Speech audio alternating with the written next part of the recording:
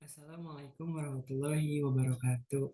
Perkenalkan, saya Akmal Rahman dengan NIM 2204232 dari kelompok 9 yang beranggotakan Nur Hasanah dan Safira. Mungkin sebelumnya karena saya belum presentasi, di sini saya akan presentasi sendiri mengenai materi dari kelompok kami yaitu gelombang cahaya dan saya akan mempresentasikan tentang dispersi dan polarisasi. Mungkin langsung saja untuk mengefisiensikan waktu. Ini saya akan menyinggung kembali terlebih dahulu tentang gelombang cahaya. Jadi gelombang cahaya ini merupakan gelombang transversal yang tidak memerlukan medium dalam perambatannya. Nah, ternyata gelombang cahaya ini bisa terdispersi dan terpolarisasi. Nah, dispersi dan polarisasi itu apa sih? Yang pertama itu ada dispersi cahaya. Ini merupakan peristiwa penguraian cahaya polikromatik menjadi cahaya monokromatik. Nah, bisa dilihat juga dari gambar. Ini yang awalnya cahaya itu merupakan polikromatik, ini ada cahaya putih, akan terurai menjadi cahaya monokromatik atau cahaya-cahaya yang lebih sederhana seperti Magicoibinium. Nah, ini dispersi terjadi ketika cahaya ini melewati sebuah bidang yang memang indeks biasnya itu berbeda berbeda. Nah, mungkin urutan warna dari dispersi ini terjadi akibat adanya panjang gelombang yang berbeda juga. Nah, panjang gelombang yang berbeda ini akan mengakibatkan urutan-urutan warna yang berbeda-berbeda. Nah, ini seperti yang di sini, warna ungu itu akan lebih terbelokkan karena panjang gelombangnya lebih pendek daripada warna merah yang lebih panjang gelombangnya yang lebih panjang dari warna ungu. Ya, sehingga warna merah akan ada di posisi atas. Nah, mungkin ada satu web simulasi tentang dispersi ini dari OPISIC. Nah, ini bisa dilihat juga teman-teman fenomena dari dispersi cahaya. Nah, seperti itu. Ini merupakan indeks-indeksnya, indeks indeks bias dan indeks warnanya mempengaruhi dari peristiwa dispersinya. Nah, di sini bisa dilihat juga ketika sinar datangnya itu berbeda dengan sinar yang dibiaskannya atau tidak sejajar.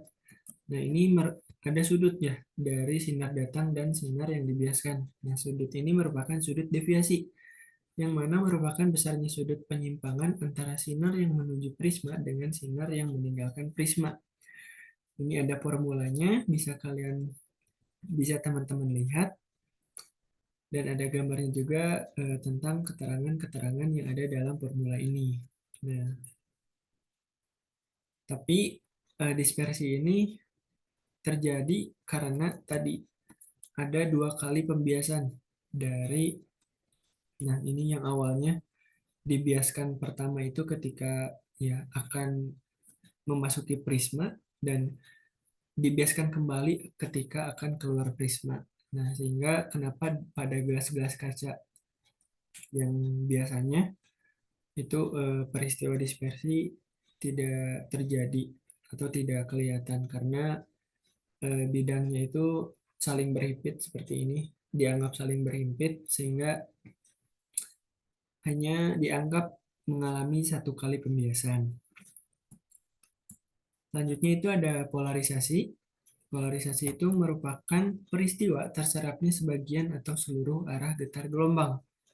Nah, karena tadi hmm, polarisasi ini hanya terjadi pada gelombang transversal dan gelombang cahaya merupakan gelombang transversal sehingga gelombang cahaya itu bisa terpolarisasi.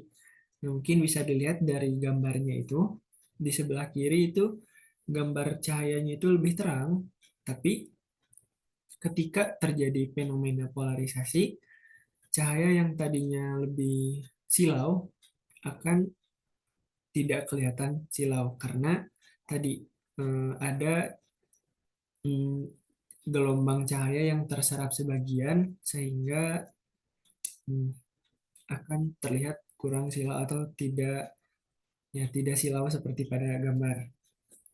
Ini ada juga web simulasinya dari OpenSig. Mungkin lebih jelasnya seperti ini. Ya, tadinya gelombang cahaya yang tidak terpolarisasi akan terpolarisasi sehingga arah getarnya itu akan seperti ini saja. Nah, ini bisa kita ketik dari sumbu polarisasinya sehingga memunculkan arah getar yang berbeda-berbeda juga. Nah, ini websitenya itu OpenSig. Bisa teman-teman cari lagi ya. Ini ada penyebabnya mungkin ya polarisasi ini. Yang pertama itu ada polarisasi karena refleksi. Nah, pemantulan ini akan menghasilkan cahaya terpolarisasi ketika sinar pantul dan sinar biasnya membentuk sudut 90 derajat. Nah, ini sering terjadi pada permukaan air. Mungkin pada siang hari permukaan air itu kadang ada yang terlihat lebih silau daripada permukaan yang lainnya. Nah, ini merupakan polarisasi karena refleksi. Selanjutnya itu polarisasi karena absorpsi selektif.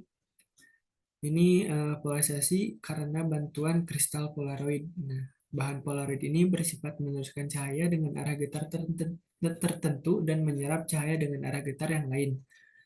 Lalu cahaya yang diteruskan adalah cahaya yang arah getarnya sejajar dengan sumbu polarisasi polaroid. Ini penerapannya itu ada pada teknologi LCD, Liquid Crystal Display. Nah, ini salah satunya terjadi karena absorpsi selektif. Karena dari, ya, kalau tidak salah LCD itu ada filter yang memang tujuannya itu untuk eh, menyerap sebagian cahaya sesuai dengan sumbu polarisasinya sehingga pada screen atau pada layarnya itu hanya cahaya-cahaya tertentu yang diteruskan. Lalu yang terakhir itu ada polarisasi karena hamburan. Mungkin fenomenanya itu adalah langit yang berwarna biru. Nah, karena tadi ya cahaya yang datang dari dari matahari itu akan berinteraksi mungkin dengan partikel-partikel udara, partikel-partikel yang ada pada atmosfer. Nah, sehingga ada menurut Rayleigh scattering atau hamburan Rayleigh, panjang gelombang yang lebih pendek itu akan lebih terhamburkan daripada panjang gelombang yang lebih panjang. Nah, karena biru ini merupakan panjang gelombangnya itu lebih pendek dari warna-warna yang lainnya, sehingga warna biru ini akan terhamburkan lebih banyak, sehingga eh, tadi warna yang lainnya itu seolah-olah terserap, terpolarisasi pada atmosfer, sehingga yang terlihat itu warna biru. Nah, tapi tadi warna ungu kenapa tidak lebih terlihat itu karena padahal warna ungu itu panjang gelombangnya lebih pendek daripada warna biru itu karena ada pada sistem mata kita. Mata kita itu lebih sensitif terhadap warna biru. Mungkin seperti itu. Mungkin dicukupkan saja. Saya ucapkan terima kasih dan mohon maaf apabila ada kesalahan. Wassalamualaikum warahmatullahi wabarakatuh.